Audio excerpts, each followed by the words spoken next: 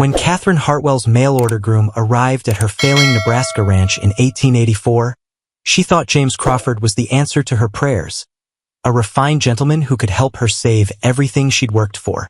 But as Pinkerton agents thundered onto her land with wanted posters bearing his face, she realized the man she'd married was living under a stolen name. Could a love built on deception survive the truth that threatened to destroy them both?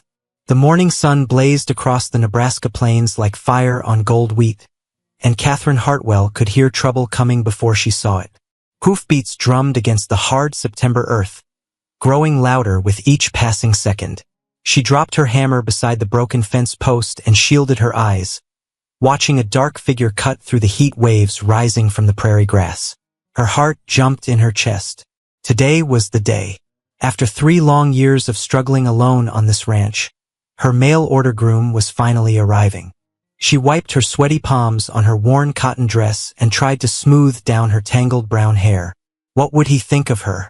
What would she think of him? The rider pulled his horse to a stop near her porch, dust swirling around them both like a small tornado. Catherine had expected someone rough around the edges, maybe missing a few teeth, perhaps smelling like whiskey and unwashed clothes. Instead, she found herself staring at a man who looked like he belonged in a fancy city restaurant rather than on a cattle ranch. His dark hair was neatly combed despite the long journey. His clothes were clean and well-fitted, though covered with trail dust. Most surprising of all were his hands. They looked soft, like they'd never held anything heavier than a book or a pen. "Mrs. Hartwell?" His voice carried the smooth sound of education, nothing like the rough cowboy drawl she'd grown used to hearing. "I'm James Crawford. I believe you've been expecting me." Catherine felt her mouth go dry. She'd written to the matrimonial agency in desperation, offering marriage to any man willing to help save her failing ranch. The bank president, Mr. Henderson, had made it clear that widows couldn't get loans. Only a husband's signature would keep the ranch from being sold at auction. "Yes, Mr. Crawford. Welcome to the Hartwell Ranch." She gestured toward the weathered buildings around them, the small house with its peeling paint, the barn with loose boards, the corrals that needed mending. "It's not much to look at right now, but it's home." James dismounted with the easy grace of someone comfortable on horseback, though everything else about him seemed out of place. He pulled a leather satchel from his saddle and looked around with sharp, intelligent eyes that seemed to notice every detail. "The land is beautiful," he said, and Catherine heard something genuine in his voice. "How many acres?" 1,200. "Good grazing land, but we've had problems." She didn't want to scare him away by mentioning the sick cattle, the dry well, or the fact that she owed more money than the ranch was worth. "Would you like some coffee? You must be tired from traveling." "That would be kind of you." As they walked toward the house, Catherine's mind raced with questions. Why would a man like this answer a matrimonial advertisement? What was he running from? Men didn't just leave comfortable lives to marry strange women on failing ranches unless something had gone very wrong. The kitchen door swung open before they reached it, and Marcus burst outside like a cannonball.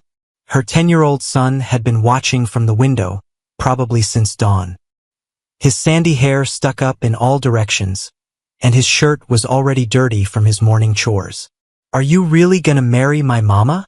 Marcus asked, staring up at James with the bold curiosity that only children possessed. "Marcus," Catherine felt heat rise in her cheeks. "Mind your manners." But James smiled, the first truly warm expression she'd seen from him. "I hope to, if your mother will have me." He crouched down to Marcus's eye level. "What do you think? Should I stick around?" Marcus studied him seriously. "Can you fix things? We got lots of broken stuff around here." "I can learn," James replied. "Can you teach me about ranching?" The boy's face lit up like Christmas morning. "I know all about horses and cows and chickens. Papa taught me before he died." Catherine's chest tightened at the mention of her late husband. David had been gone 3 years now, killed when his horse stepped in a prairie dog hole and rolled on him. She'd been fighting to keep his dream alive ever since, but the fight was getting harder every day. "Come inside," she said, needing to change the subject. "I'll put the coffee on." The kitchen was small but clean, with sunlight streaming through gingham curtains. Catherine busied herself with the coffee pot, sneaking glances at James as he sat at her worn wooden table. His fingers drummed against the surface, long, elegant fingers that definitely belonged to a gentleman rather than a working man. "How long since your husband passed?" James asked gently. 3 years this November. Catherine kept her back to him, focusing on measuring coffee grounds. Heart attack took his father the year after, and his mother couldn't handle the grief. She moved back east to live with her sister, leaving you to run this place alone. Marcus helps, and we have Pedro Martinez. He's worked here since before I married David. Good man, knows cattle better than anyone. She turned to face him. But the bank won't extend our loan without a man's name on the deed. They say women can't be trusted with business decisions. James's jaw tightened. And so you advertised for a husband. A business arrangement, Catherine said quickly. I'm not looking for romance, Mr. Crawford. I just need someone willing to sign papers and help keep this ranch running. In return, you'd have a home, regular meals, and a share of whatever profits we can manage. What kind of problems are you facing? Catherine poured coffee into 2 chipped cups, grateful for something to do with her hands. Cattle sickness, dry spells, fence repairs, equipment that breaks faster than we can fix it. The usual ranch troubles, but all at once. James sipped his coffee and made a face. It was strong enough to wake the dead. Ranch coffee, David used to call it. I should be honest with you, Mrs. Hartwell. I know very little about ranching. Then why did you answer my advertisement? For just a moment, something flickered across his face. Fear, maybe, or sadness. Then it was gone, replaced by the same polite mask he'd worn since arriving. I needed a fresh start, he said simply. Sometimes a man has to leave his old life behind and build something new. Before Catherine could ask what kind of old life he was leaving behind, hoofbeats thundered into the yard again. This time it was Pedro, riding hard from the north pasture with his hat flying behind him. Catherine's stomach dropped. Pedro never rode that fast unless something was seriously wrong. Senora Catherine, Pedro called out as he slid from his horse. The cattle in the north field, many are sick. Very sick. Catherine felt the world tilt sideways. They couldn't afford to lose cattle, not now. Not when the bank payment was due in 6 weeks. James stood up from the table, his face serious. Show me. The ride to the north pasture took 20 minutes across rolling prairie land that should have been dotted with healthy cattle. Instead, Catherine counted at least a dozen animals lying on their sides, breathing hard and making low, painful sounds. Her heart sank with each sick cow she saw. Started this morning, Pedro explained, his weathered face creased with worry. They won't eat, won't drink. Just stand around looking miserable, then fall down. James dismounted and walked among the cattle with surprising confidence. He knelt beside a spotted cow that was lying in the shade of a lone cottonwood tree. The animal's eyes were glassy, and white foam bubbled around her mouth. Has the water source changed recently? James asked, examining the cow's gums and eyes with practiced movements. Catherine blinked in surprise. The mining company upstream started working a new section last month. Why? Heavy metals in the water supply, James said, standing and brushing dirt from his knees. Probably copper or lead poisoning from mining runoff. We need to move these cattle to clean water immediately and flush their systems. How do you know about cattle sickness? Catherine asked, staring at this man who claimed to know nothing about ranching. James paused, clearly caught off guard by his own expertise. I read about it once. Medical journals. Pedro nodded approvingly. See, makes sense. The creek has tasted different lately, more bitter. Can we save them? Catherine asked, though she was afraid to hear the answer. Each cow represented months of feed, care, and money she couldn't afford to lose. If we act fast, James replied, we'll need to drive them to the south pasture where the spring water is clean. Then we'll have to give them activated charcoal mixed with molasses to absorb the toxins. Activated charcoal? Catherine had never heard of such a thing. The general store in town should have it. If not, we can make our own by burning hardwood and crushing it fine. James was already moving toward his horse. Pedro, can you start moving the healthy cattle south? I'll ride to town for supplies. Wait! Catherine grabbed his arm. Who are you really? James looked down at her hand on his sleeve, then met her eyes. For a moment, she saw something vulnerable there, something that looked almost like panic. I'm the man you asked to marry, he said quietly. The man who wants to help save your ranch. Does anything else matter right now? The practical part of Catherine's mind screamed that yes, it mattered a great deal. But the cattle were suffering, and this mysterious stranger seemed to know how to help them. She could ask questions later. Take Marcus with you, she decided. He knows the shopkeepers, and they'll give you better prices if you're with family. James nodded and whistled for Marcus, who came running from where he'd been watching the sick cattle with wide, worried eyes. We're going to town, son, James called out. Think you can help me buy medicine for the cows? Really?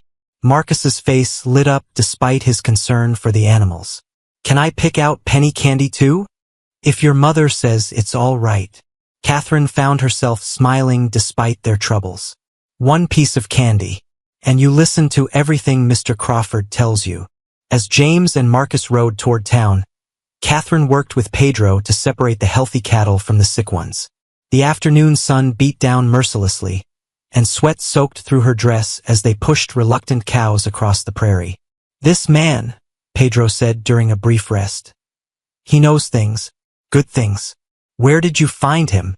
Through a matrimonial agency in Omaha. Catherine wiped her forehead with her sleeve. But you're right. He knows more than he's telling. Maybe that's not so bad, Pedro suggested. We all have secrets, see? What matters is whether a man will work hard and treat his family well. Catherine nodded, but questions continued to swirl in her mind. James Crawford spoke like an educated man, moved like someone comfortable with authority, and somehow knew exactly how to diagnose cattle poisoning. What kind of background did a person need to have all those skills? By the time James and Marcus returned from town, the sun was setting and the sick cattle had been moved to clean pasture. Marcus chattered excitedly about their trip as he helped unload supplies from the wagon. Mr. Crawford knew exactly what to ask for, Marcus announced. And he bought me peppermint candy and taught me how to count change in my head. James began mixing the activated charcoal with molasses and water, creating a thick, black paste. We'll need to get this down each sick animal's throat, he explained. It won't taste good, but it should absorb the toxins and help them recover. The work was hard and messy. Sick cattle didn't want to cooperate, and it took all 3 adults to hold each animal still while forcing the medicine down their throats. By the time they finished, everyone was covered in black paste and cow slobber. Will they be all right? Catherine asked, watching the cattle with worried eyes. We should know by morning, James replied. If the treatment works, they'll start eating and drinking normally within 24 hours. As they walked back toward the house in the gathering darkness, Catherine found herself studying James's profile. He'd worked as hard as any ranch hand, never complaining about the dirty, difficult job of doctoring sick animals. But his knowledge continued to puzzle her. Where did you really learn about cattle medicine? She asked. James was quiet for so long that Catherine thought he wouldn't answer. Finally, he spoke. I had a different life before coming here. A life that required me to know many things. What kind of life? The kind that's better left in the past. They reached the house, and Catherine lit the oil lamps while James washed his hands at the pump outside. Marcus had already fallen asleep on the kitchen sofa, exhausted from the day's excitement and work. I'll make dinner, Catherine offered, though she was bone-tired herself. Let me, James said, rolling up his sleeves. You've done enough today. Catherine watched in amazement as James moved around her kitchen with easy confidence. He found ingredients she'd forgotten she had, and somehow turned leftover beef and vegetables into a hearty stew that smelled better than anything she'd cooked in months.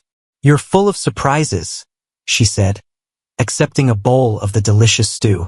I hope they're good surprises. So far, Catherine tasted the stew and sighed with pleasure. This is wonderful. Where did you learn to cook? A man picks up skills when he needs them. Always the mysterious answers, Catherine thought. But as they ate in comfortable silence, she found herself hoping that whatever secrets James Crawford was hiding, they wouldn't be the kind that would drive him away. For the first time in 3 years, she didn't feel completely alone with her problems. Outside, a coyote howled in the distance, and Catherine wondered what tomorrow would bring. Dawn arrived with the sound of cattle lowing in the distance, and Catherine bolted upright in bed, her heart racing. The sick animals, were they calling for food or crying in pain? She threw on her clothes and rushed outside, where she found James already at the fence, watching the herd with intense concentration. "They're eating," he said, and Catherine heard pure relief in his voice. "Look." She followed his gaze to see the spotted cow from yesterday standing knee-deep in prairie grass, methodically chewing with the steady rhythm of a healthy animal. Around her, the other cattle that had been sick were scattered across the pasture, grazing peacefully in the morning light. "The medicine worked?" Catherine breathed, hardly daring to believe it. "They're going to be fine." "Most of them," James corrected, pointing to 3 cows still lying under the cottonwood tree. "Those 3 are too far gone. We'll need to put them down humanely." Catherine's joy dimmed. 3 cows meant $300 lost. Money she didn't have to spare.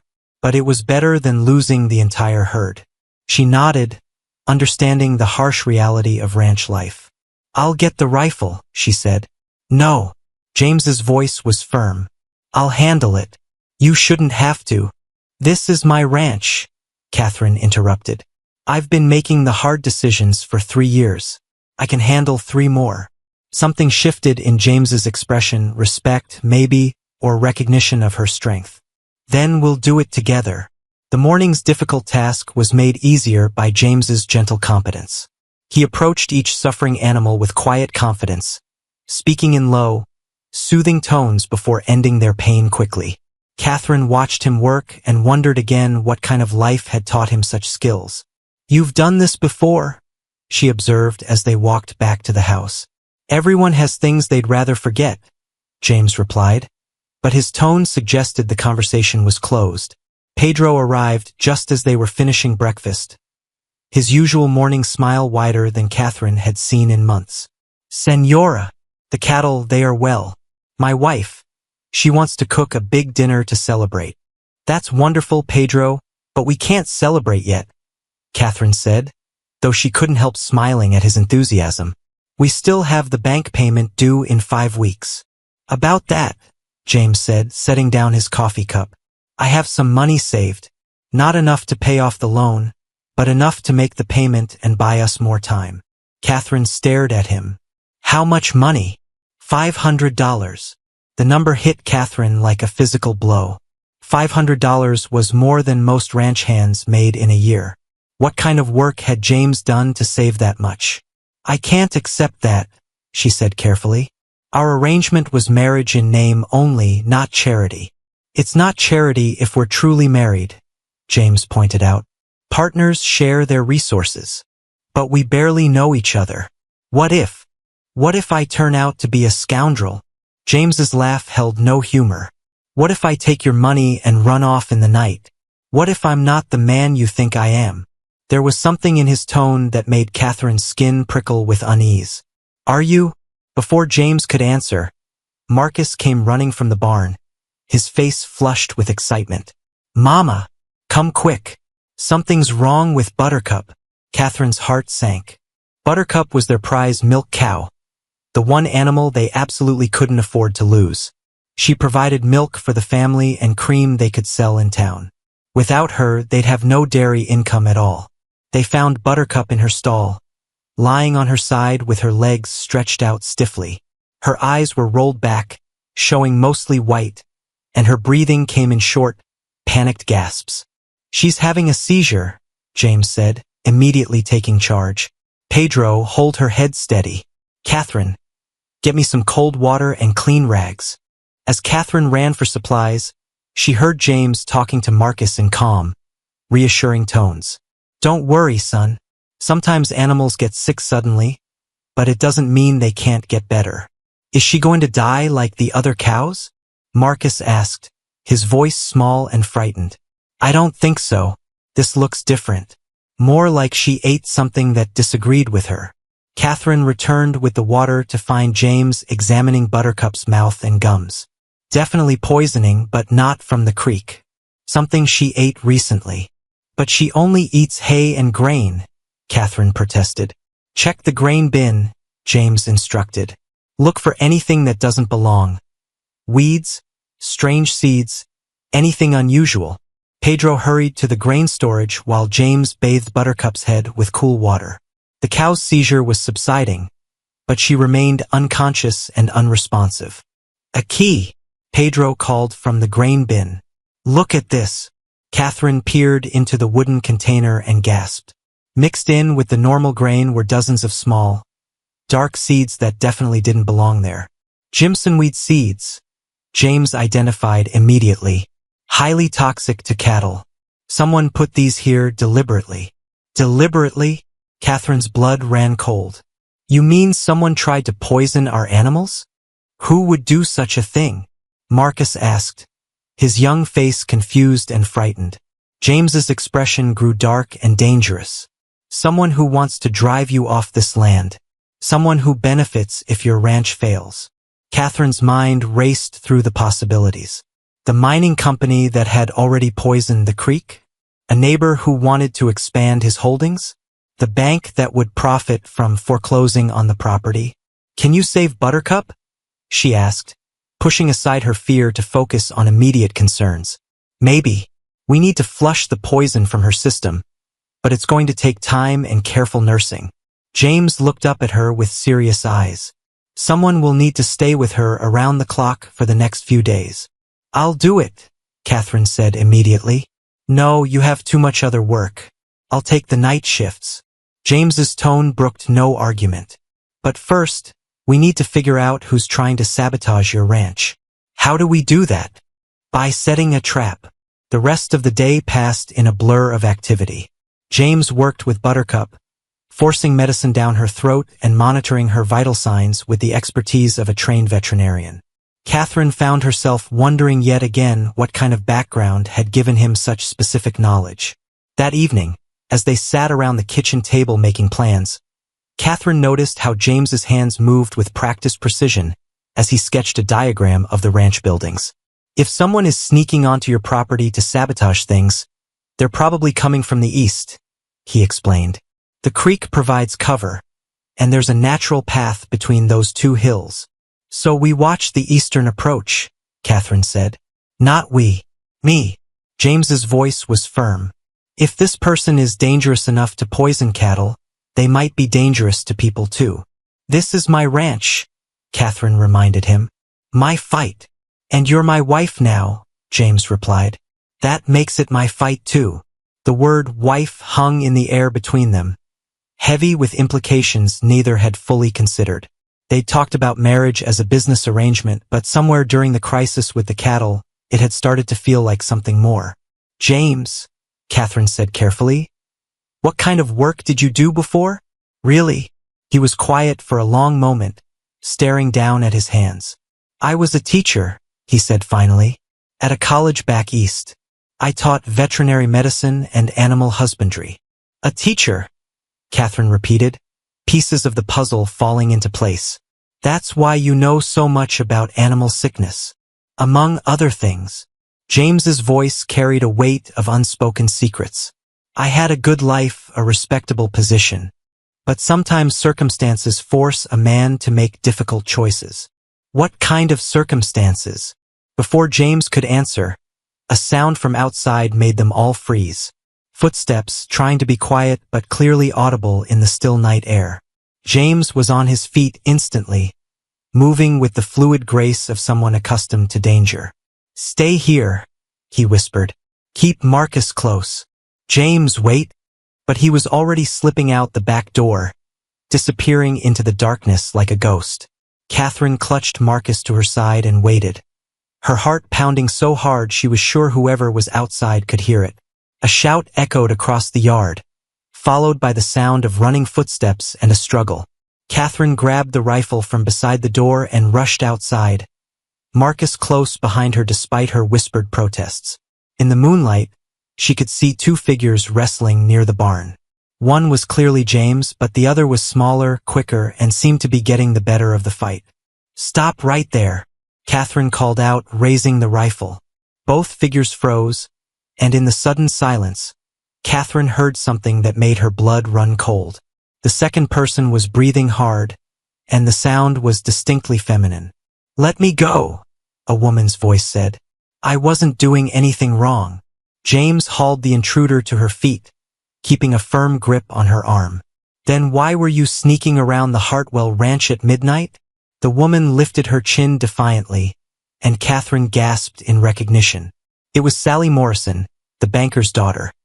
A pretty blonde girl who'd been making eyes at every eligible man in the county since she turned 18. "Sally?" Catherine lowered the rifle in confusion. "What are you doing here?" I wanted to see." Sally's defiance crumbled, and she began to cry. "I heard you got married, and I wanted to see what he looked like. You came here in the middle of the night just to spy on my husband?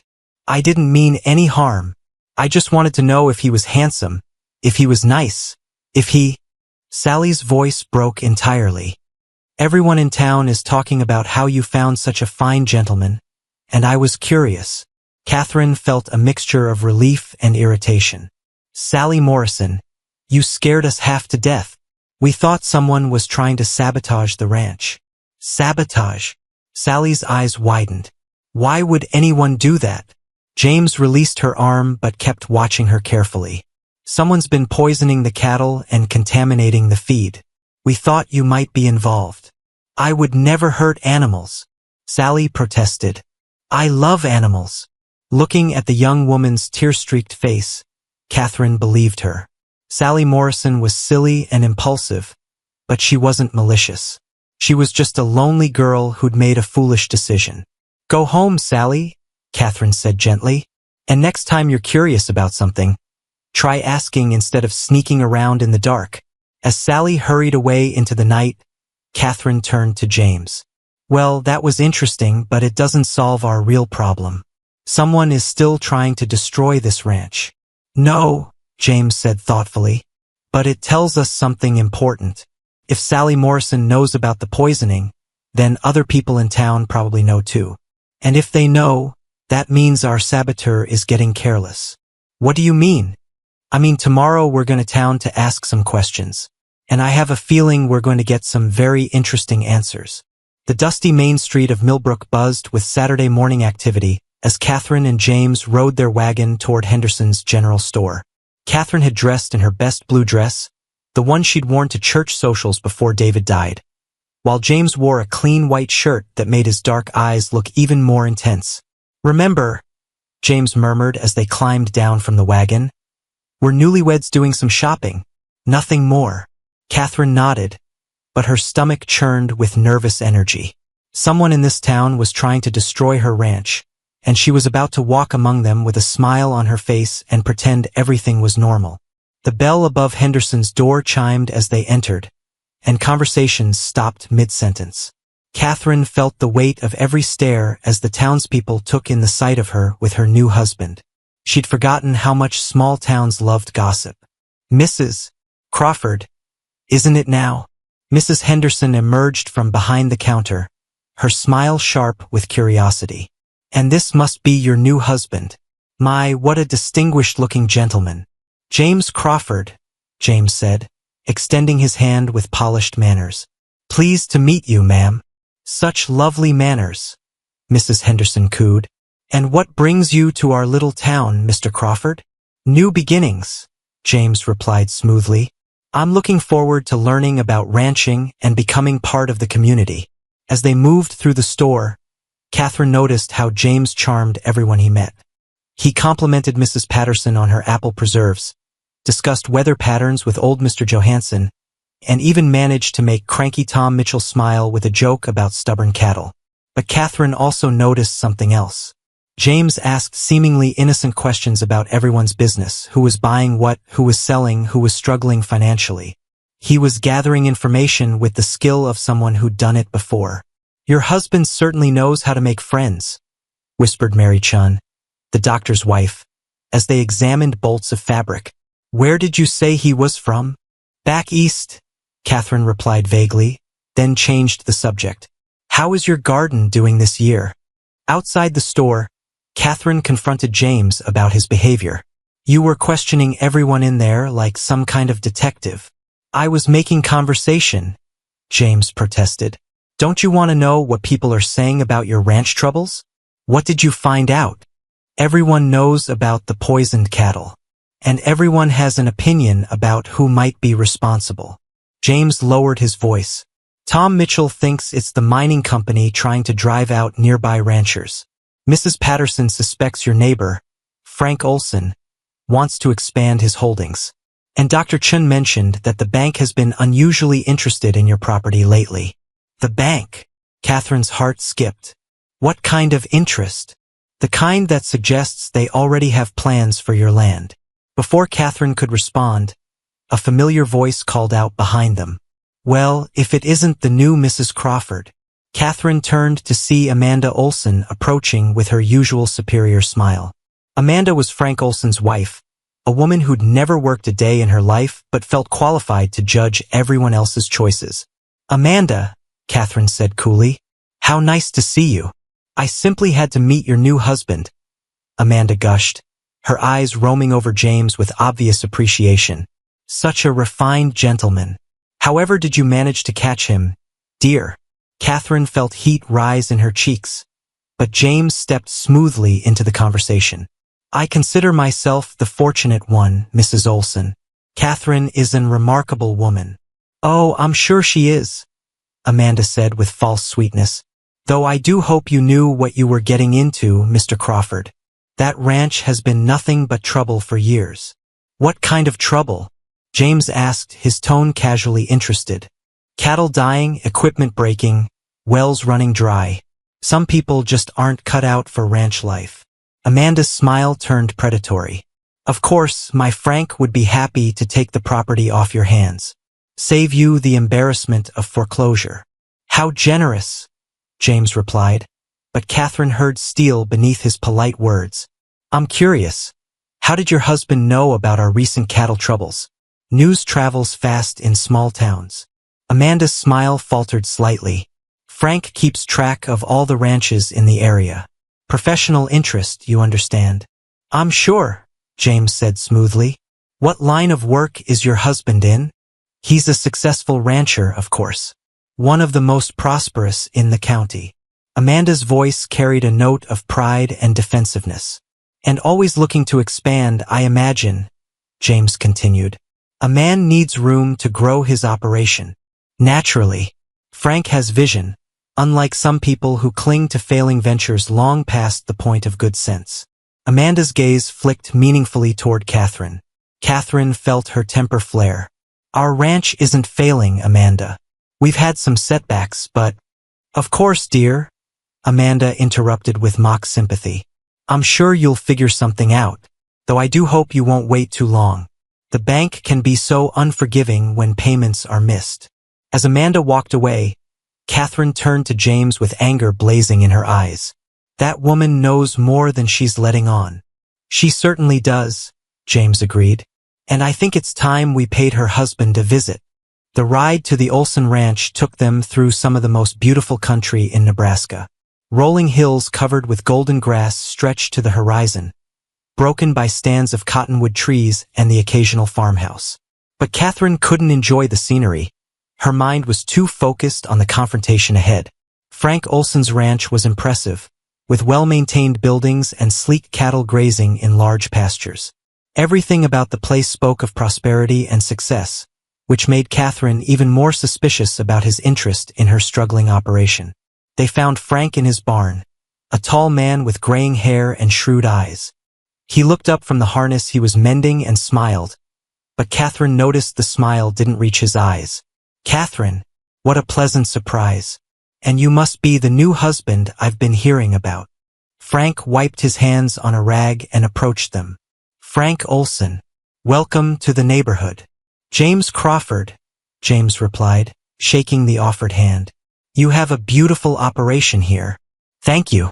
Took years to build it up, but hard work pays off eventually. Frank's gaze shifted to Catherine. Speaking of hard work, I heard you've been having some troubles lately. Cattle sickness, wasn't it? We handled it, Catherine said shortly. Good.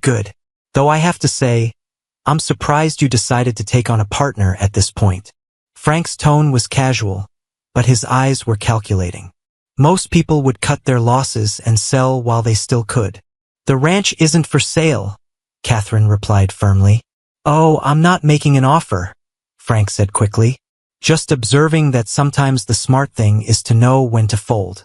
No shame in admitting defeat.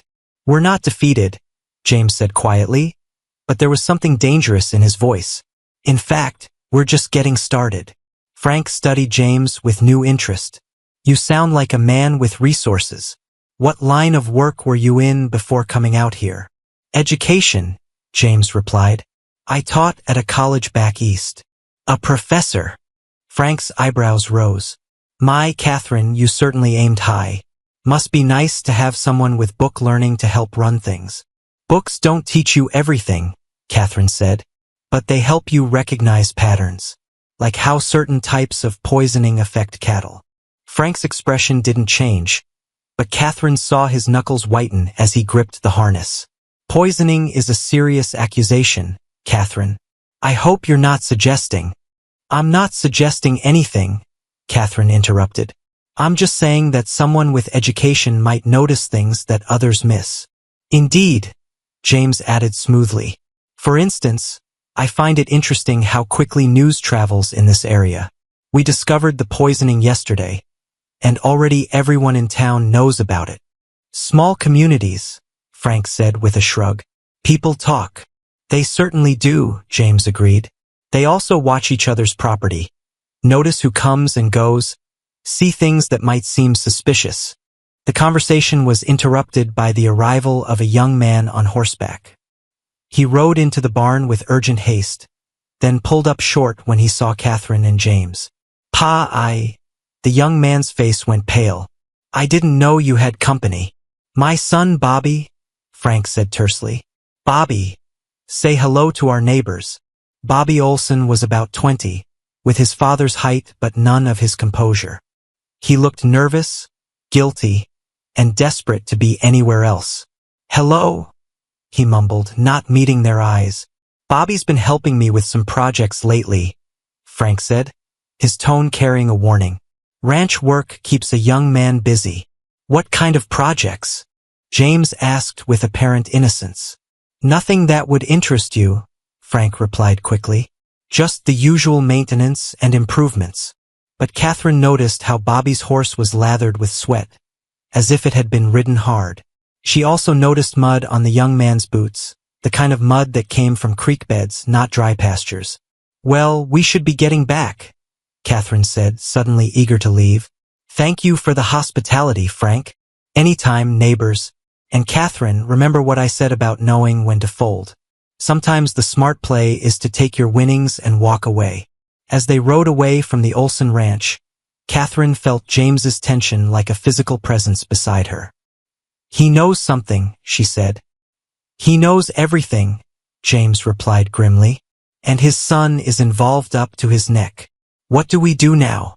James was quiet for a long moment, staring at the horizon with eyes that seemed to see dangers Catherine couldn't imagine.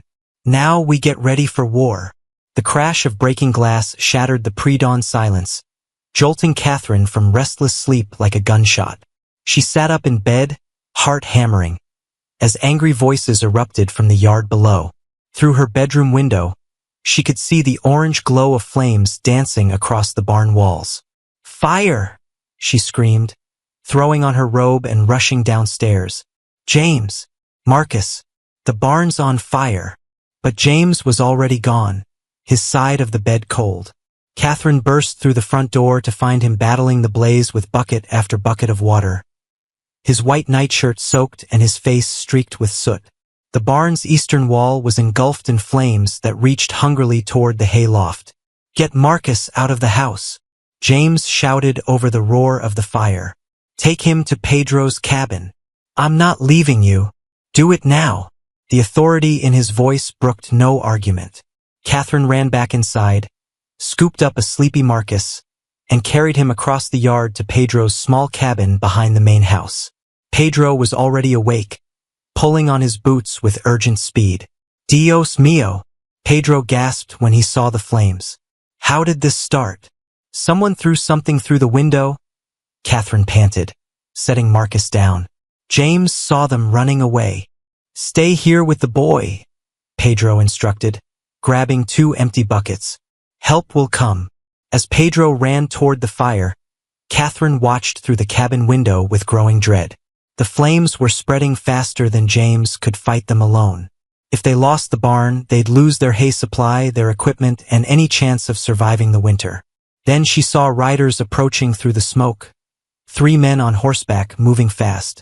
For a moment, hope flared in her chest. Neighbors coming to help? But as they drew closer, Catherine recognized Frank Olson's tall figure leading the group. What's he doing here? She whispered, pulling Marcus closer. Frank dismounted near the burning barn and walked over to James with casual confidence, as if barn fires were everyday social events. Even from a distance, Catherine could see James tense at the man's approach. Terrible shame, Frank called out, his voice carrying clearly across the yard. Barn fires spread so quickly. Lucky thing I happened to be riding by. Convenient timing, James replied, never stopping his work with the water buckets. These old buildings are fire traps, Frank continued, making no move to help. Dry wood, stored hay. One spark and everything goes up in smoke.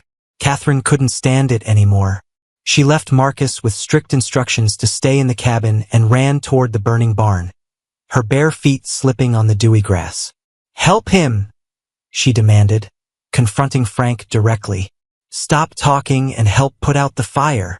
Frank looked down at her with mock sympathy. Catherine, dear, I'm afraid it's too late. The fire's taken hold too strong. Best to let it burn and save what you can. You're wrong, Catherine shot back. We can still stop it if everyone helps. Some things can't be saved, Frank said meaningfully. Smart folks know when to cut their losses. James appeared at Catherine's side, his face grim with exhaustion and fury. Is that a threat, Olson? Just friendly advice between neighbors, Frank replied smoothly.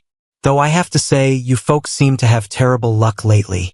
Poisoned cattle, barn fires. Makes a man wonder what's next. Maybe what's next is finding out who's causing all these accidents, James said, his voice deadly quiet.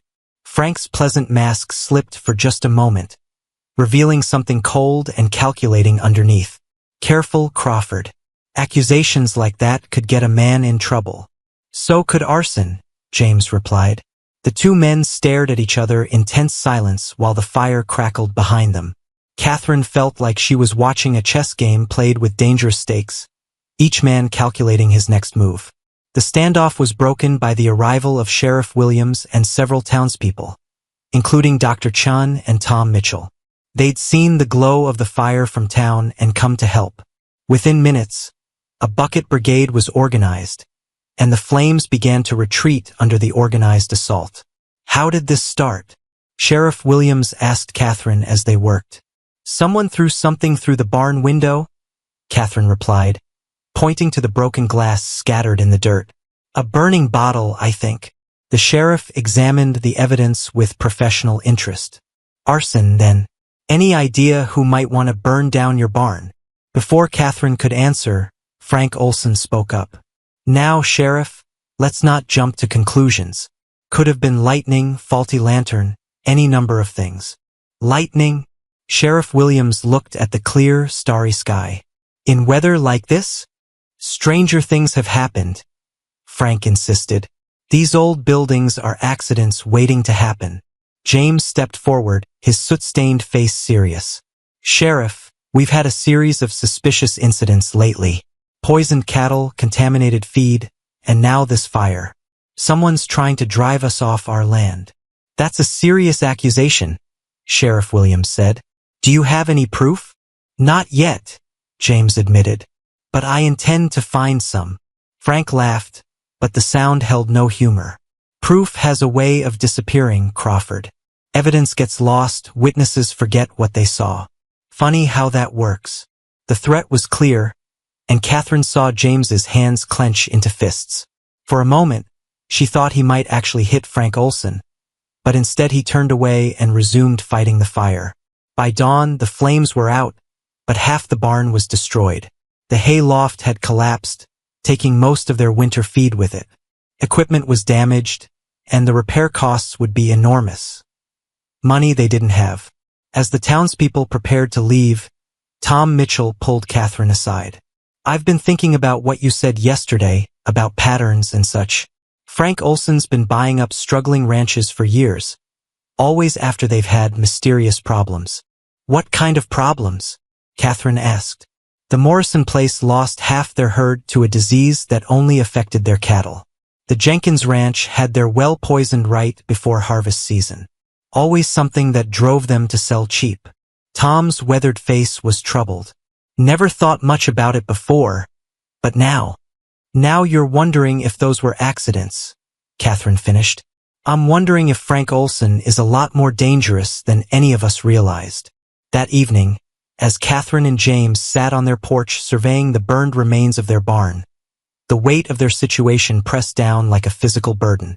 They'd lost their hay, their equipment storage, and any illusion of safety. We can't keep fighting this alone, Catherine said quietly. We're not alone, James replied. You saw how many people came to help with the fire. This community cares about you. But they're afraid of Frank Olson. He has too much power, too much influence.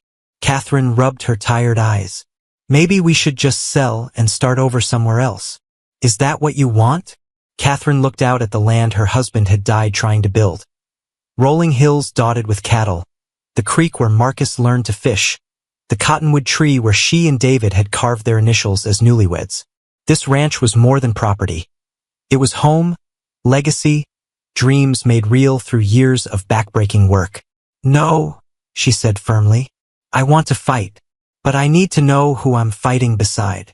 James was quiet for a long moment, staring at his hands. When he finally spoke, his voice carried the weight of difficult decisions. My real name is Jonathan Blackwood, he said quietly. I was a professor at Harvard University until 18 months ago. I taught veterinary medicine and animal husbandry to the sons of wealthy families. Catherine felt her world tilt sideways. What happened 18 months ago? I made a terrible mistake. My sister Mary lived in Boston with her 3 children. Her husband died in a factory accident, and she had no money, no family except me. The children were starving, Catherine. Literally starving. Catherine waited, sensing there was more to the story. Harvard has a collection of rare books worth thousands of dollars. Medical texts, scientific journals, manuscripts that most people would never miss. James's voice grew heavy with shame. I took some of them, sold them to private collectors to get money for Mary and the children. You stole from Harvard, Catherine said, trying to process this revelation. Yes, and when they discovered what I'd done, I ran. Changed my name, learned to work with my hands instead of my mind. I thought I could disappear, become someone else entirely. Catherine stared at her husband. This stranger who'd saved her cattle, fought her fires, and shared her bed. Are there people looking for you? Probably. The Pinkerton Detective Agency doesn't give up easily. James finally met her eyes. I'm sorry I lied to you, but I swear on my life, Catherine, I never meant to bring danger to you and Marcus. The confession hung between them like a challenge. Catherine could feel the weight of choice pressing down on her. Accept this man with his dangerous past, or protect herself and Marcus by asking him to leave. Jonathan Blackwood, she said finally, testing the name on her tongue. Why should I trust a man who lies about his very identity? Because James Crawford loves you, he replied simply. Jonathan Blackwood might have been a thief and a coward, but James Crawford would die before letting anyone hurt his family. As if summoned by his words, the sound of approaching horses drifted across the evening air. Catherine and James both tensed, hands moving instinctively toward the rifle that leaned beside the door. But these weren't neighbors or well-wishers. These were strangers in dark suits, riding with the purposeful confidence of men accustomed to authority. Even in the fading light, Catherine could see the gleam of badge and gun. "Jonathan Blackwood," the lead rider called out as they approached the house. "By order of the Pinkerton Detective Agency, you're under arrest." The wedding ring on Catherine's finger felt heavy as she watched 3 Pinkerton agents dismount in her yard, their polished badges catching the last rays of sunset. The lead agent, a lean man with steel-gray hair and cold eyes, approached the porch with the confidence of someone accustomed to getting his way. "Professor Jonathan Blackwood," the agent announced, his voice carrying the authority of federal law. "I'm Agent Morrison, Pinkerton Detective Agency. You're under arrest for theft of property valued at over $5,000. James, Jonathan, stood slowly from his chair, his face calm despite the danger. "Agent Morrison, you're a long way from Boston. Thieves run far when they're desperate," Morrison replied coldly. "Step away from the house, hands visible." Catherine's mind raced as she watched her husband move into the yard. $5,000, that was more money than most people saw in a lifetime. What had Jonathan stolen to be worth such an enormous sum? "There's been a mistake," Catherine called out, standing beside her husband despite the agent's threatening presence. "This man is my husband, James Crawford. We were married last week." Agent Morrison pulled out a worn photograph and compared it to James's face. "Ma'am, this man's real name is Jonathan Blackwood. He's wanted for the theft of rare medical manuscripts from Harvard University.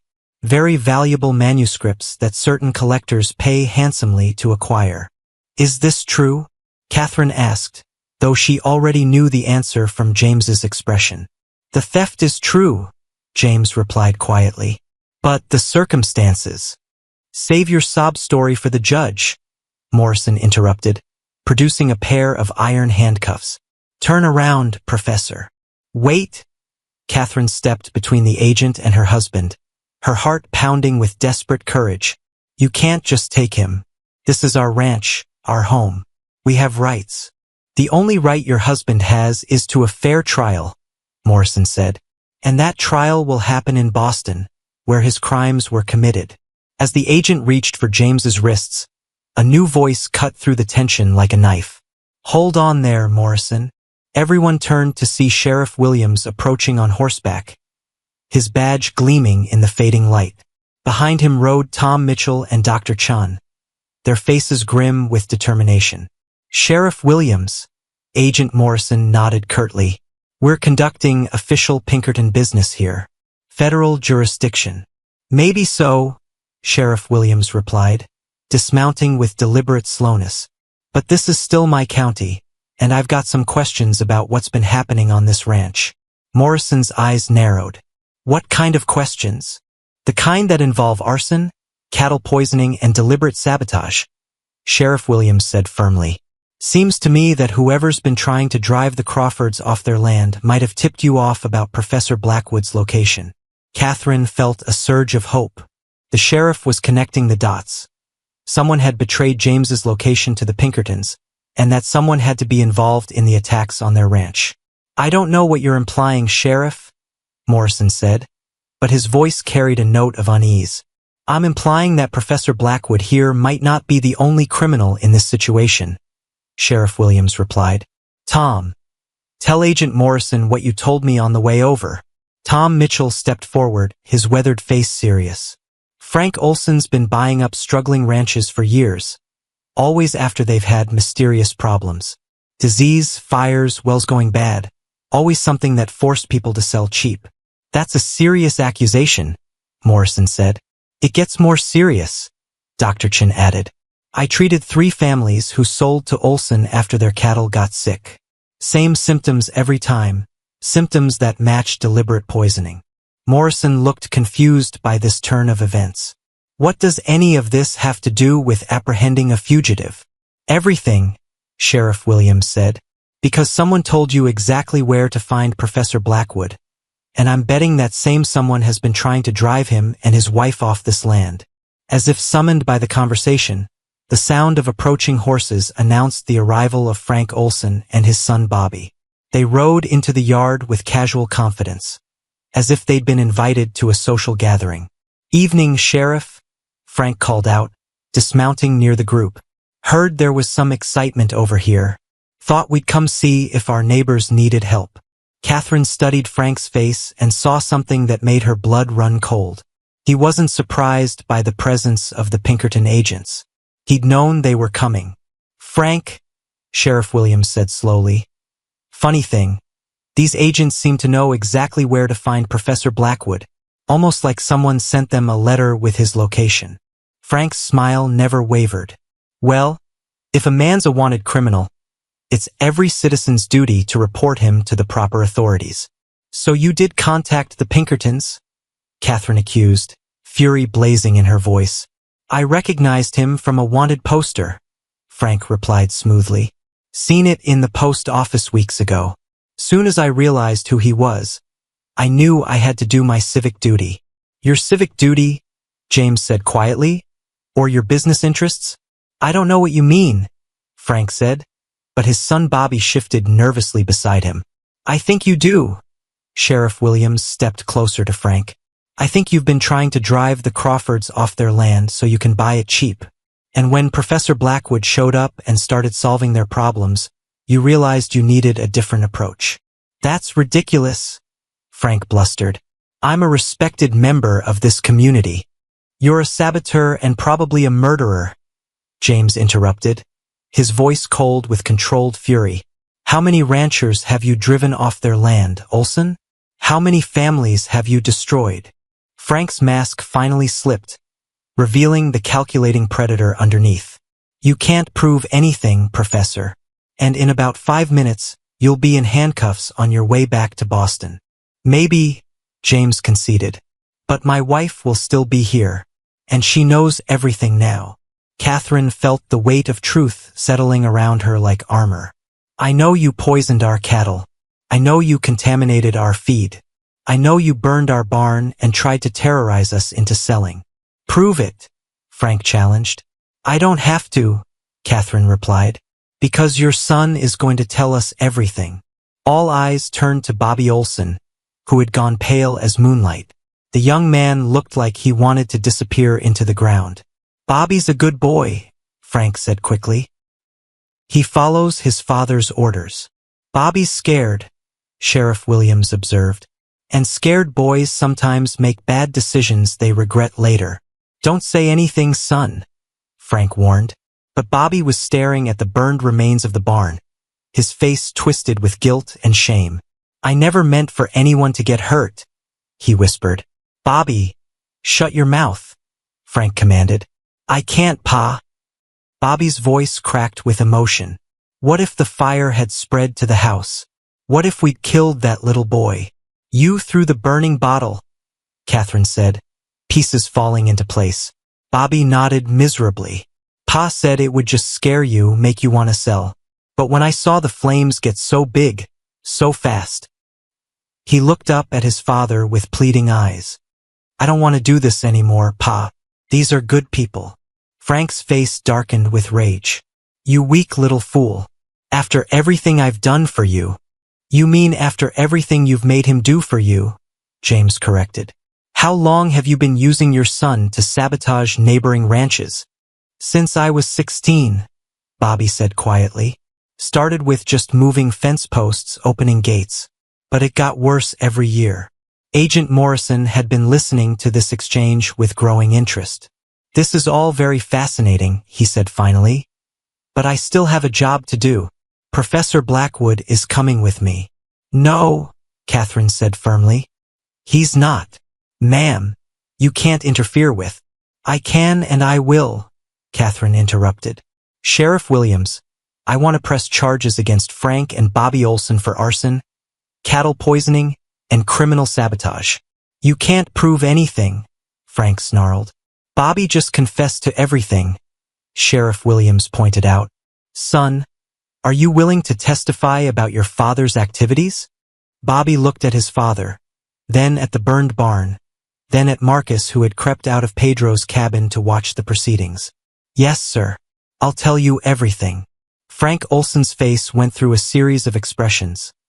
fury, disbelief, and finally cold calculation.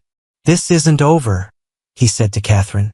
"You think you've won, but you don't know what kind of man you married. When the truth comes out about his past." "I already know about his past," Catherine said calmly. "And I don't care." She turned to Agent Morrison with determination blazing in her eyes. "My husband made a mistake, but he spent every day since then trying to make up for it.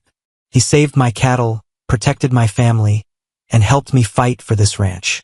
That's the man I married, and that's the man I'm going to protect." Morrison looked around at the assembled townspeople, all of whom were nodding in agreement with Catherine's words. "This is highly irregular.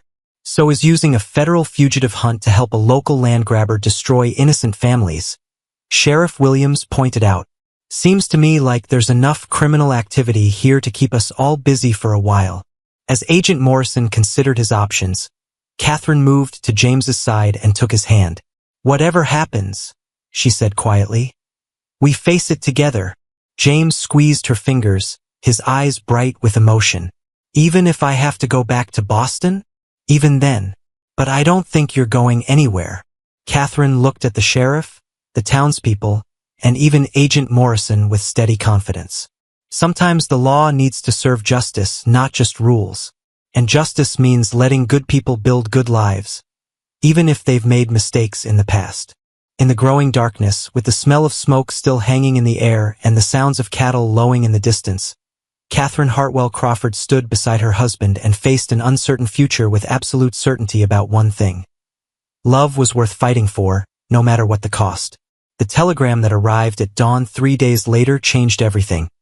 Its yellow paper crackling in Catherine's trembling hands as she read words that made her knees go weak. "Harvard University withdraws all charges. Stop. Professor Blackwood cleared. Stop. Return to Boston requested. Stop. Full reinstatement offered. Stop." "James!" she called, running toward the barn where he was feeding the horses. "James, you have to see this." Agent Morrison had reluctantly agreed to wait for word from Boston after Sheriff Williams threatened to arrest him for interfering with a local investigation. Now, 3 days later, the waiting was over, but not in the way anyone had expected. James read the telegram twice, his face cycling through disbelief, hope, and something that looked almost like fear. "They want me back," he said quietly. "Full professor, restored reputation, everything I lost." "That's wonderful," Catherine exclaimed, then stopped as the full meaning hit her. "They want you back in Boston.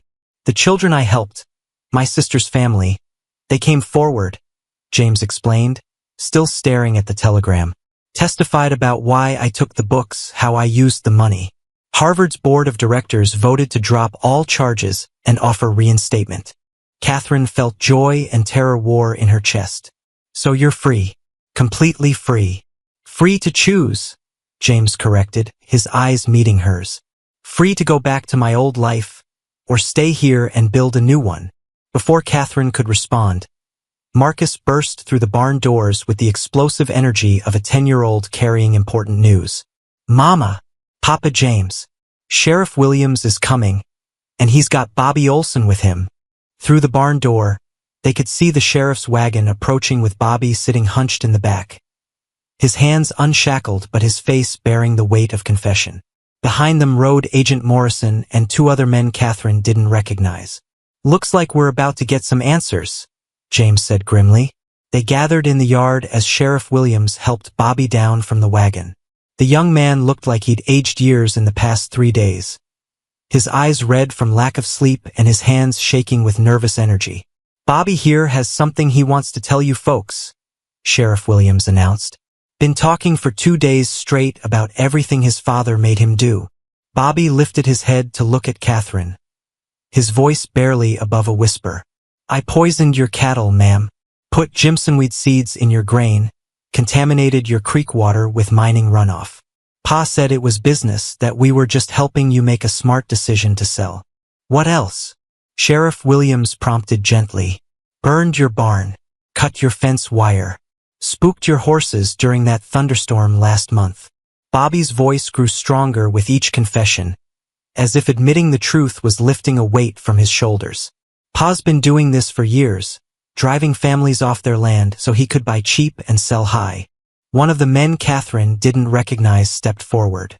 "I'm District Attorney Harrison from the state capitol. Based on Mr. Olson's testimony, we're prepared to file charges against his father for conspiracy, arson, cattle rustling, and fraud." "Where is Frank now?" Catherine asked. "Fled in the night," Sheriff Williams replied grimly. "Cleaned out his bank accounts and disappeared.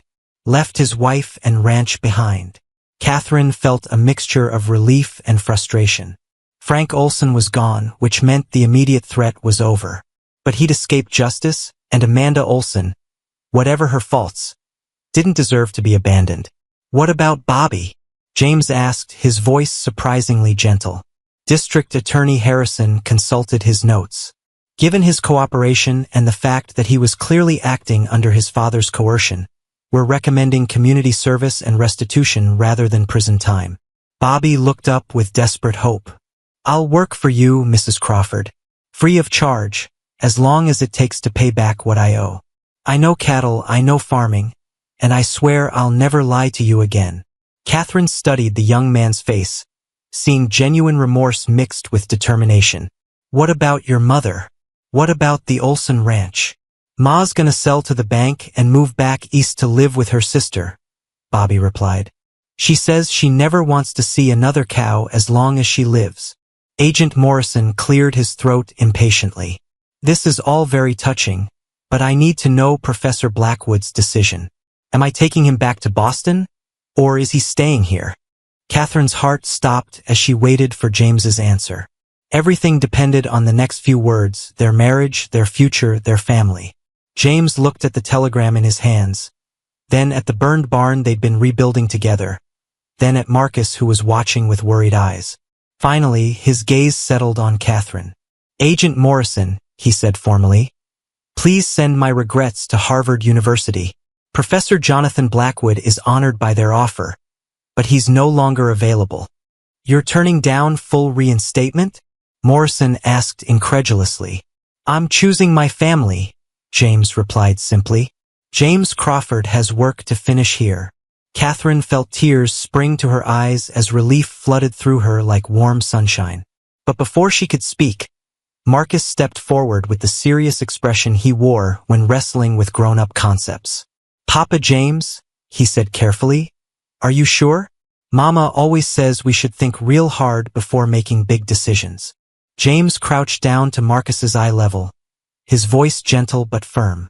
"I've thought about it, son, and I'd rather be James Crawford living on a struggling ranch with the people I love than Professor Blackwood living in a big house all alone. Even if we're poor? Even if we're poor. Besides," James added with a grin, "who says we're going to stay poor? We've got cattle to raise, land to work, and a ranch to rebuild.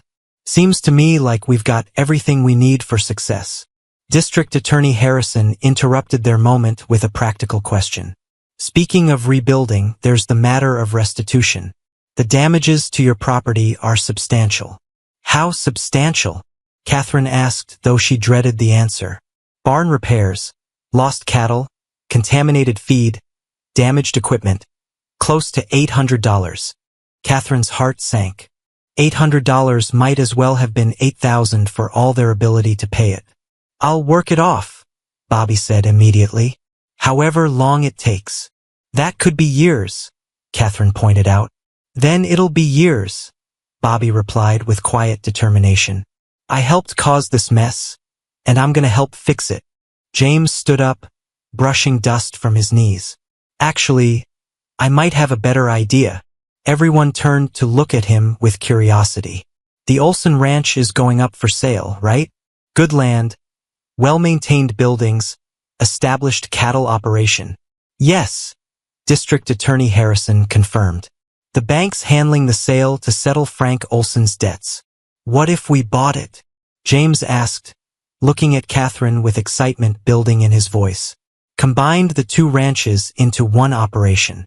We'd have enough land to really prosper, and Bobby could work as our foreman instead of just a hired hand." Catherine stared at him in disbelief. "With what money? We can barely make our own bank payments." James pulled a folded paper from his pocket. Not the telegram, but something else. While you were reading the telegram, Pedro brought this from town. Letter from my publisher in New York. Your publisher? I've been writing, James explained, his cheeks reddening slightly. A book about practical veterinary medicine for ranchers and farmers.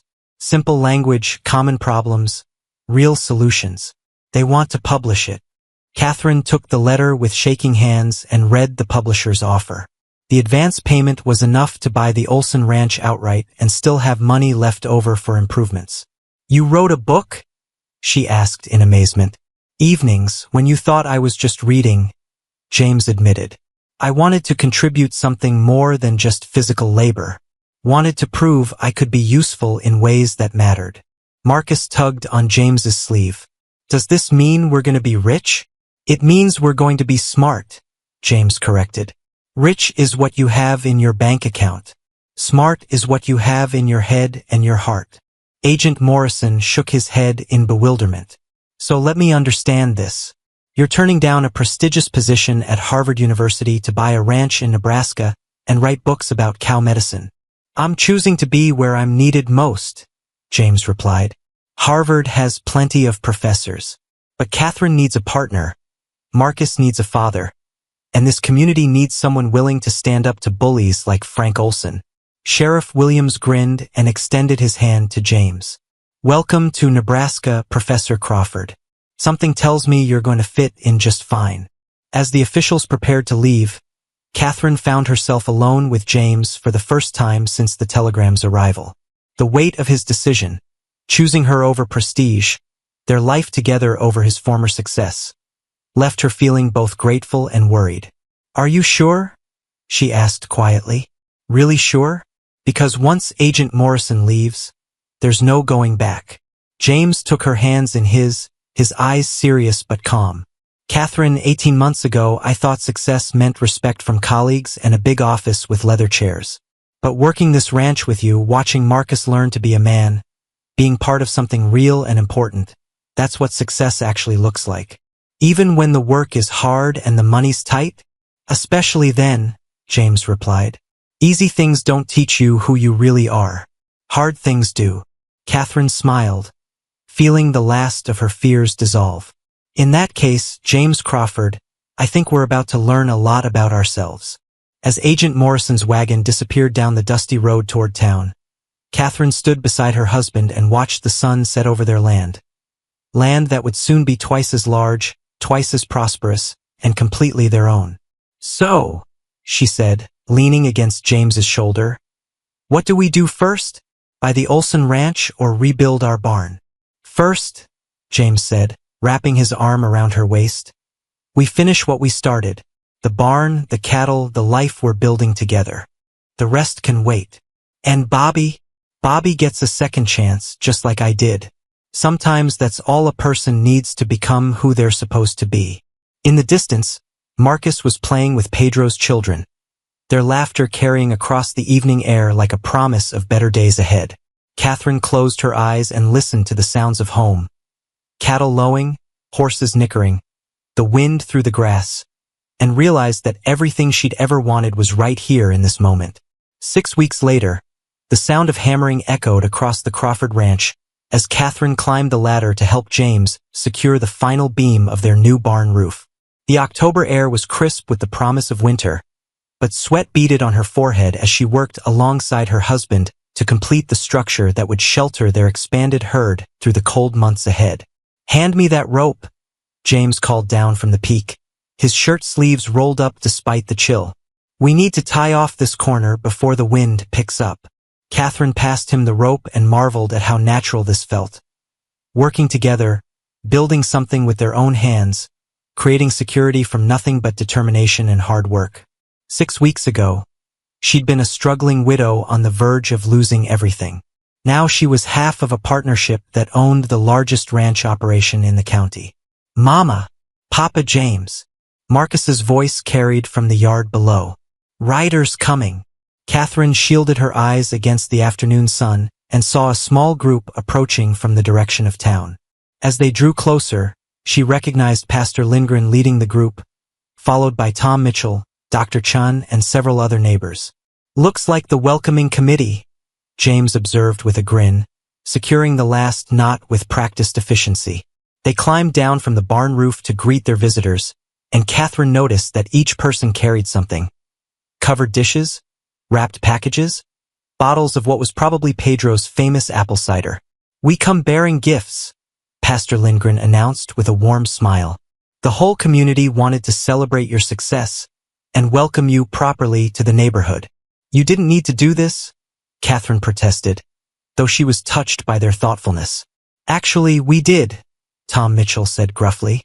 "Frank Olson terrorized half the families in this county for years. You folks standing up to him gave the rest of us courage to speak out." Dr. Chun nodded in agreement. "3 more families have come forward with stories about mysterious cattle sickness and equipment failures right before Olson made offers on their land. Sheriff Williams thinks he can build a case even without Frank here to prosecute." "What about Amanda?"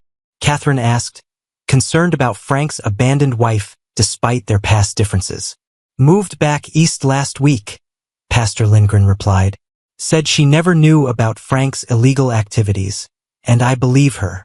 The sale of the ranch gave her enough money to start over somewhere far from here." As they set up an impromptu picnic in the yard, Bobby Olson approached carrying a wooden crate that clinked with the sound of glass bottles.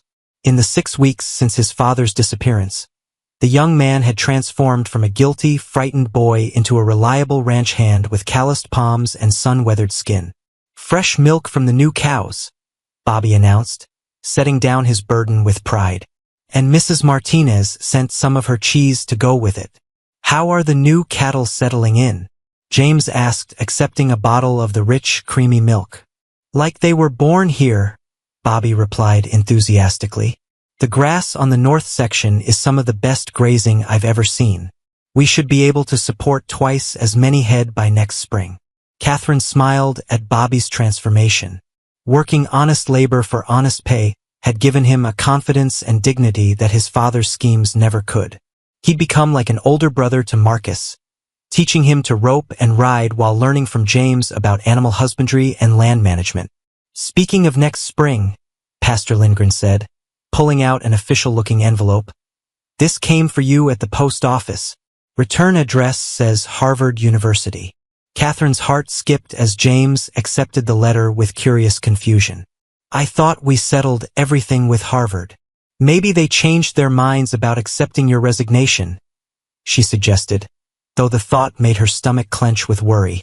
James opened the envelope and read silently, his expression cycling through surprise, amusement, and finally delight. "It's not what you think," he said, looking up at Catherine with sparkling eyes. "They want to publish my veterinary guide as part of their agricultural education series." "Publish your book?" Catherine grabbed the letter and read the offer herself. "James, they're offering to distribute it to every farming college in the country." "What's that mean?" Marcus asked, tugging on James's sleeve. "It means Papa James is going to be famous," Catherine explained, excitement bubbling in her voice. "Farmers and ranchers all over America will read his book and learn how to take better care of their animals." Tom Mitchell chuckled and slapped James on the back. "From fugitive to famous author in 6 weeks. That's got to be some kind of record." "I'm not famous yet," James protested, but Catherine could see the pride in his expression. "It's just a practical guide for working folks." "Practical guides are exactly what working folks need," Dr. Chun observed. "Too many books are written by people who've never actually done the work they're writing about." As the impromptu celebration continued into the evening, Catherine found herself watching James interact with their neighbors and marveled at how completely he'd adapted to this life. The refined professor who'd arrived 6 weeks ago had been replaced by a man comfortable with dirt under his fingernails and hay in his hair. "Penny for your thoughts," James said, appearing beside her as she stood apart from the group. "Just thinking about how much has changed," Catherine replied. "Sometimes I can hardly believe it's all real." "What part feels unreal?" Catherine gestured toward the new barn, the expanded herd visible in the distance. The neighbors gathered in their yard sharing food and friendship. "All of it. 6 weeks ago I was about to lose everything. Now we have more than I ever dreamed possible. You were never going to lose everything, James said gently. You're too strong, too stubborn, too determined to let that happen. I felt pretty helpless when the cattle were dying and the barn was burning. But you didn't give up. You kept fighting, kept looking for solutions. That's what real strength looks like. Catherine turned to study her husband's profile in the lamplight. What about you? Any regrets about giving up your professor position? James was quiet for a moment, considering the question seriously. You know what I miss most about Harvard? The respect, the security, the library, James said with a laugh. All those books, all that knowledge just sitting there waiting to be discovered. But then I realize we're living knowledge now instead of just reading about it. We're creating something real with our hands and our hearts. And writing about it for other people to learn from. Exactly. Turns out teaching doesn't require a classroom if you have something worth sharing. Their conversation was interrupted by Pedro's arrival with his guitar and Maria's beautiful singing voice. Soon the entire group was gathered around a small fire, sharing stories and songs that carried across the prairie like prayers of gratitude. Marcus had fallen asleep against James's shoulder, his small face peaceful in the firelight. Catherine watched her son, their son now, and felt a deep sense of completion. For 3 years after David's death, she'd carried the burden of single parenthood like a weight that never lessened. Now that weight was shared, and Marcus had a father figure who would teach him not just how to work, but how to think and dream and become a good man. I have an announcement, James said suddenly, his voice carrying over the conversations around the fire. Everyone turned to listen, and Catherine felt a flutter of curiosity mixed with apprehension. Catherine and I have been talking about expanding our operation beyond just cattle ranching, James continued. We want to turn this place into a training center for young farmers and ranchers. A place where people can come to learn practical skills and modern methods. Catherine blinked in surprise. This was news to her, but as James explained the idea, she felt excitement building in her chest. Sort of like a college, but for real farming instead of just theory, James elaborated. We'd teach animal husbandry, land management, crop rotation, business planning, everything a person needs to succeed in agriculture. That's a wonderful idea, Pastor Lindgren said enthusiastically. There are so many young people leaving family farms because they don't know how to make them profitable. And so many city folks who want to try farming but don't know where to start, Dr. Chin added. Tom Mitchell nodded thoughtfully. Place like that could change the whole character of farming in this region. Make it more scientific, more efficient. More hopeful, Catherine added, understanding now why James was so excited about the concept. Give people real tools instead of just dreams. Exactly, James agreed, his eyes bright with vision. And Bobby here could be one of our first instructors. He knows cattle better than men twice his age. Bobby's face flushed with pride and embarrassment. I don't know nothing about teaching, Mr. Crawford. You know about working hard and learning from mistakes, James replied. Sometimes that's the most important thing to teach. As the evening wound down and their neighbors prepared to leave, Catherine felt a deep sense of contentment settle over her like a warm blanket. The ranch was secure, their future was bright, and they had found a way to turn their success into something that could help others. Thank you, she said to James as they stood together watching the last wagon disappear into the darkness. For what? For choosing us. For staying. For believing we could build something bigger than just survival. James pulled her close, his voice warm against her ear. Thank you for being worth choosing. For showing me that home isn't a place. It's the people who make you want to be better than you thought you could be. In the distance, coyotes called to each other across the prairie, their voices carrying ancient songs of wildness and freedom. But Catherine no longer heard them as threats. She heard them as part of the music of home, part of the symphony of belonging that played every night on the Crawford Ranch. Tomorrow would bring new challenges, new opportunities, new dreams to pursue. But tonight, standing in the yard of the ranch she'd almost lost and saved, holding the hand of the man who'd chosen love over safety, Catherine Crawford felt rich in all the ways that truly mattered. The blizzard struck without warning on a Tuesday morning in January, turning the world white and deadly in less than an hour. Catherine pressed her face against the frost-covered kitchen window, her breath fogging the glass as she watched snow swirl like angry ghosts across the yard where she could no longer see the barn. "James!" she called, panic rising in her throat. "James! Where are you?" But James had left at dawn to check the cattle in the far pasture, taking Bobby with him to repair a section of fence damaged by ice. They should have been back hours ago, and now the storm had turned so fierce that Catherine couldn't see 10 feet beyond the porch. Marcus appeared at her elbow, his young face tight with worry. "Mama, what if Papa James and Bobby are lost in the snow?" Catherine wrapped her arms around her son, trying to project calm she didn't feel. "They're smart men, Marcus. They'll find shelter and wait for the storm to pass." But even as she spoke the words, Catherine's mind raced with terrible possibilities. Men died in blizzards like this, frozen solid just yards from safety because they couldn't see where they were going. The temperature had dropped 30 degrees since morning, and the wind was strong enough to knock a grown man off his feet. A thunderous pounding on the door made them both jump. Catherine rushed to open it, hope flaring in her chest, but instead of James and Bobby, she found Pedro struggling against the wind with Maria and their 3 children huddled behind him. "Senora Catherine," Pedro shouted over the howling wind. "Our cabin roof. It collapsed under the snow. We have nowhere to go. Come in, come in." Catherine pulled them inside, snow swirling into the kitchen before she could slam the door shut. "Are any of you hurt?" "Little Anna twisted her ankle when the roof fell," Maria explained, supporting her youngest daughter who was trying not to cry. "But we are all alive, gracias a Dios." Catherine quickly set Maria and the children by the fire while Pedro helped her gather blankets and hot soup. But her mind kept returning to James and Bobby, somewhere out in that white hell with no shelter except what they could find or build. "Pedro," she said quietly, pulling him aside. "How long can a man survive in weather like this?" Pedro's weathered face was grim. "Depends on what clothes he has, if he can find windbreak if he stays dry." "But Senora," he shook his head. "This storm, it is very bad. Temperature dropping fast." Catherine felt her knees go weak.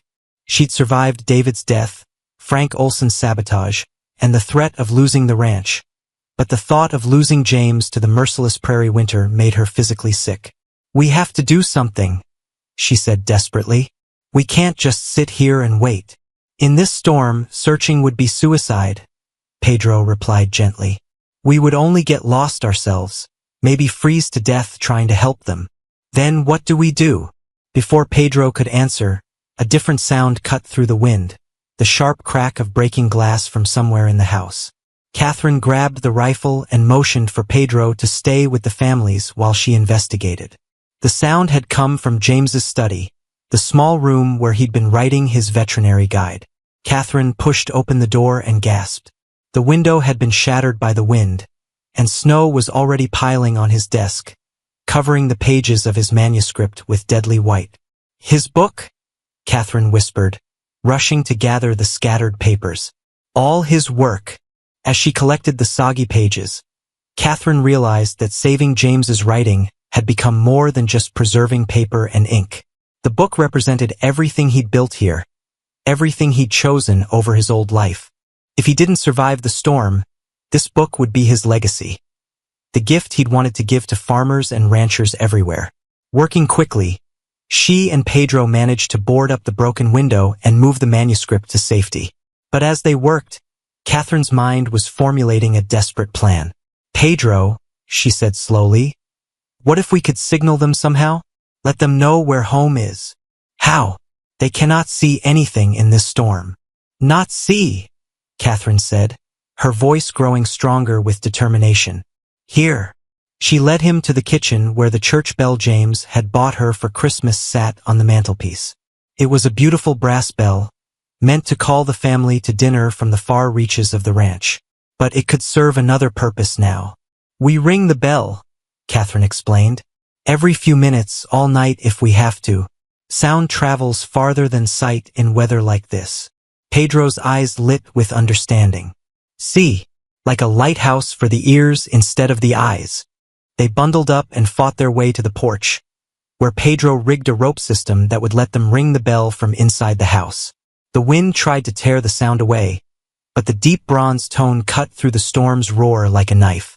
"Now we wait," Catherine said, settling in by the fire with Marcus on one side and little Anna on the other. "And we keep ringing that bell." The hours crawled by with agonizing slowness. Every few minutes, Pedro would pull the rope and send the bell's call across the storm-lashed prairie. Between rings, they listened desperately for any sound that might indicate James and Bobby had heard them. By evening, the storm had only grown worse. The wind howled like a living thing, and snow piled against the windows until the house felt like a cave buried in white. Catherine tried to keep everyone's spirits up with stories and songs, but her own hope was beginning to fade.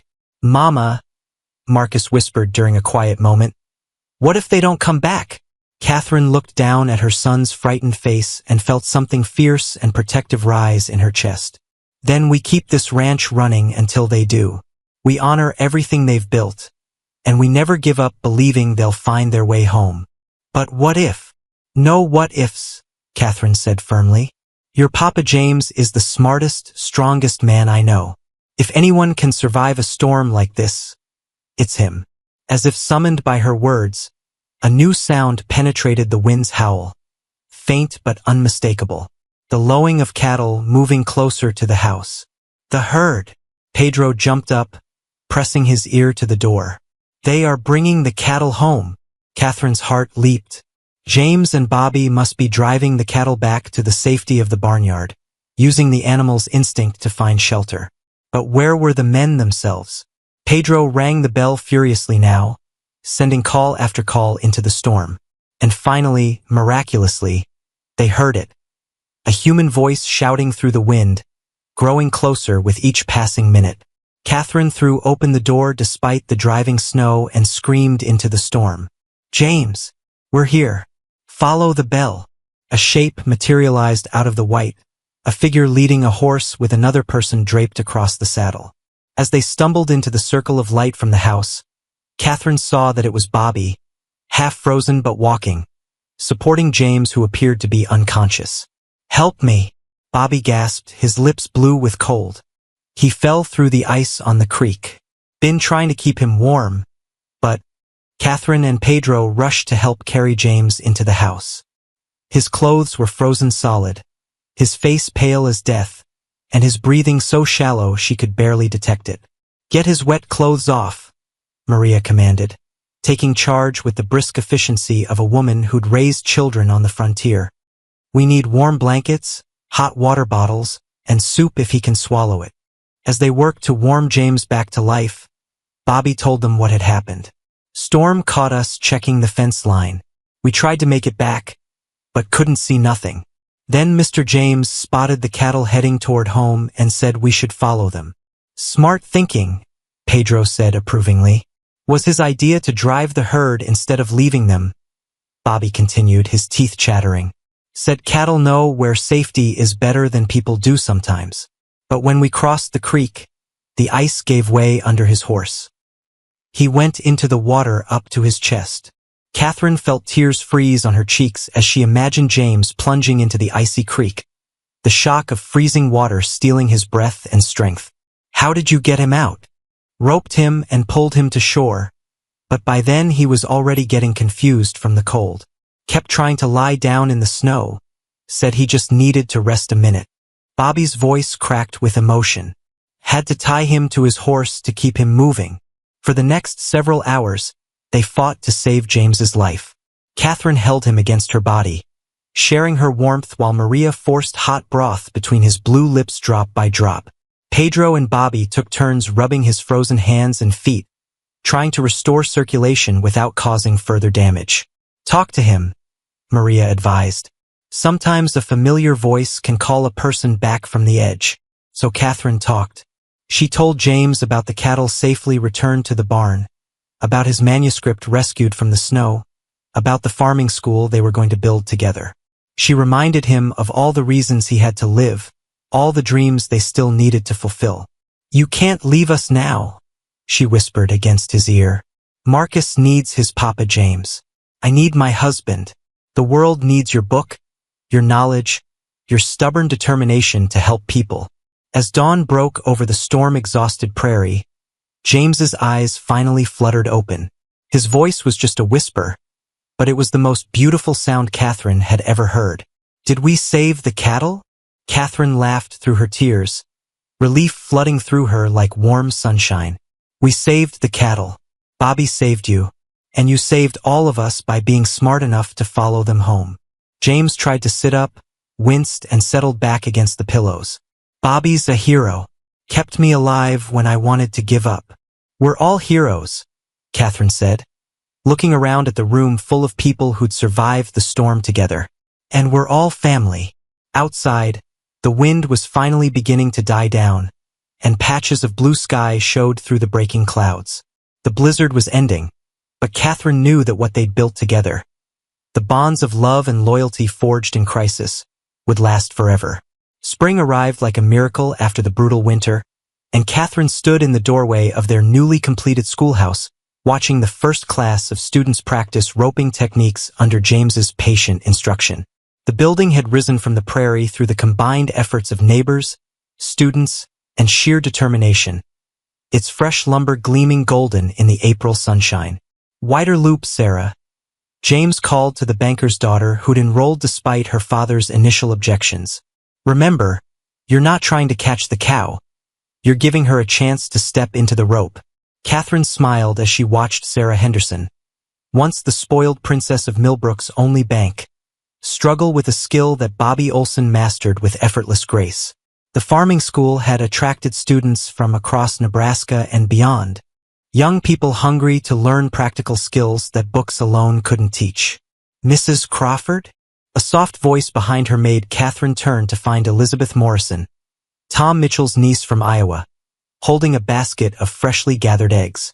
The chickens laid 23 eggs this morning. Should I start preparing them for tomorrow's breakfast? That would be wonderful, Elizabeth. Thank you. Catherine marveled at how naturally the school had grown from James's original vision. What had started as a simple idea for teaching farming techniques had evolved into a complete community where students lived, worked, and learned together for months at a time.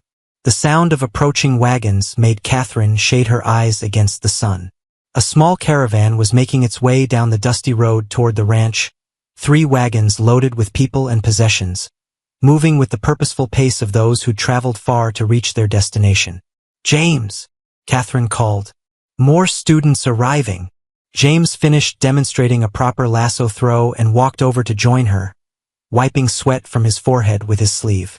That should be the group from Illinois. 2 families looking to start fresh after losing their farms to debt. And the young man from Boston?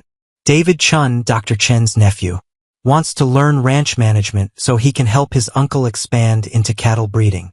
Catherine watched the wagons approach with a mixture of excitement and concern. Each new group of students brought fresh energy and eager minds, but also new challenges. Housing, feeding, and teaching so many people required constant juggling of resources and schedules. Are we ready for this many people? She asked quietly. James followed her gaze to the approaching wagons, then looked back at the schoolhouse where Bobby was now teaching a group of younger students how to repair harness leather. A year ago, I would have said no, but look what we've accomplished already. He was right. The original farmhouse had been expanded with additional sleeping quarters. The barn had been rebuilt larger and stronger than before. They'd added a workshop for equipment repair, a dairy for milk production, and gardens that supplied fresh vegetables for the growing community.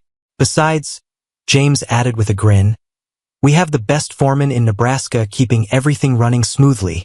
Catherine looked over at Bobby, who'd transformed from Frank Olson's guilty son into a confident teacher and leader.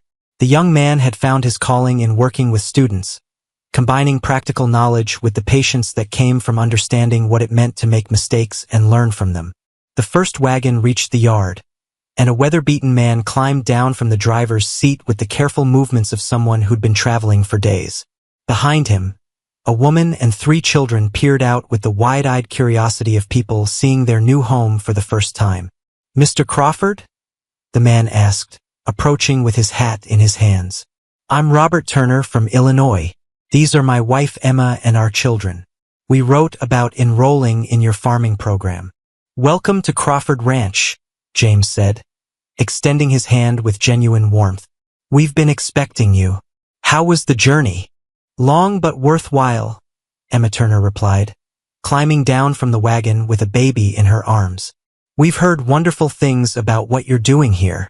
As the families settled in and began unloading their belongings, Catherine noticed a young man standing apart from the group. He was well dressed in city clothes, with soft hands and the pale complexion of someone who'd spent more time indoors than out. You must be David Chen, she said, approaching him with a welcoming smile. Yes, ma'am. Thank you for accepting my application. David's voice carried the educated accent of someone who'd grown up in Boston society. I have to admit, I'm a bit nervous about the practical aspects of ranch work. Everyone starts somewhere, Catherine assured him. Marcus was your age when he first learned to rope cattle, and now look at him. She pointed to where Marcus, now 13 and tall for his age, was helping the Turner children unload their possessions with easy competence. The shy 10-year-old who'd watched James arrive had grown into a confident young man who served as unofficial ambassador to new students. The secret, Catherine continued, is being willing to learn from your mistakes instead of being embarrassed by them. David nodded, though he still looked uncertain. Uncle Chun wrote that this place transforms people. I hope he's right. Transformation happens, Catherine said, thinking of her own journey from struggling widow to confident partner in a thriving enterprise. But only if you're willing to do the work. That evening, the entire community gathered in the main dining hall for their traditional welcome dinner. The room buzzed with conversation as established students shared stories with newcomers, and families compared experiences from their home states. James stood to address the group, his voice carrying easily across the room. We have a tradition here of asking each new student to share one thing they hope to learn and one thing they hope to contribute. Robert Turner, would you like to start? Robert stood, his weathered face serious but hopeful. We lost our farm in Illinois because I didn't understand soil management. Kept planting the same crops in the same fields until the land gave out. He paused, gathering courage. I hope to learn how to work with the land instead of just taking from it. And I hope to contribute. Well, I'm handy with machinery. Can fix most anything that's broken. Applause filled the room as Robert sat down, and Emma Turner rose to speak. I want to learn how to manage a household budget that actually works. Back home, I never knew if we'd have enough money for seed or supplies. Her voice grew stronger. I can contribute cooking and sewing skills, and I'm not afraid of hard work. One by one, each new arrival shared their hopes and offerings. David Chen wanted to learn ranch management and could contribute his education in bookkeeping and business planning. The Turner children, ranging from 8 to 16, wanted to learn everything and could contribute youthful energy and eager hands. When the introductions were finished, Bobby stood up with the confidence Catherine still marveled at. Mr. and Mrs. Crawford, I'd like to make an announcement. Catherine felt a flutter of curiosity mixed with concern. Bobby had been acting mysterious for the past few weeks, disappearing into town on errands he wouldn't discuss. I've been accepted to the State Agricultural College, Bobby said, his voice proud but uncertain. They want me to study advanced farming techniques and animal breeding. The room erupted in congratulations, but Catherine noticed the uncertainty in Bobby's expression. Bobby, that's wonderful news. You've earned this opportunity. But I don't want to leave here, Bobby said quickly. This place, this work, it's become my whole life. You folks are my family. James stood and placed a hand on Bobby's shoulder. Education isn't about leaving your family, Bobby. It's about making yourself more valuable to them. You'll learn things at college that you can bring back here to make our school even better. Really? You'd want me to come back? We're counting on it, Catherine said firmly. This place needs leaders who understand both practical work and scientific principles. You're going to be that kind of leader. Bobby's face lit up with relief and excitement. Then I'll go learn everything I can, and I'll come back ready to help build something even bigger and better. As the evening wound down and students began heading to their dormitories, Catherine found herself alone with James on the porch, watching the stars emerge in the clear prairie sky. "Remember when you first arrived?" she asked, leaning against his shoulder. "I thought you were just a city man who'd answered my advertisement for practical reasons." "I was," James replied. "But somewhere between saving poisoned cattle and fighting barn fires, practical reasons became something much more important." "What did they become?" "Purpose," James said simply. "I spent years teaching theory to students who'd probably never use what I taught them. Here, we're teaching skills that will literally keep families fed and farms successful." Catherine looked out at the dormitory windows glowing with lamplight, knowing that behind each one were young people dreaming of the lives they were going to build with the knowledge they were gaining. "Do you think we're really making a difference?" "I know we are," James replied. "Every student who leaves here goes back to their community with new ideas and better methods. They teach their neighbors who teach their neighbors. Knowledge spreads like ripples in a pond. And we're the stone that starts the ripples? We're part of it. But the real power comes from people like Bobby and David and the Turner family, people brave enough to admit they need to learn new things and humble enough to do the work." A comfortable silence settled between them, broken only by the distant sound of cattle settling for the night and the soft murmur of conversation from the dormitories. "James," Catherine said finally, "do you ever wonder what would have happened if you hadn't answered my advertisement? If you'd stayed in Boston and tried to rebuild your old life?" James considered the question seriously. "I think I would have spent the rest of my life feeling like something was missing. Success without meaning, knowledge without purpose, comfort without joy.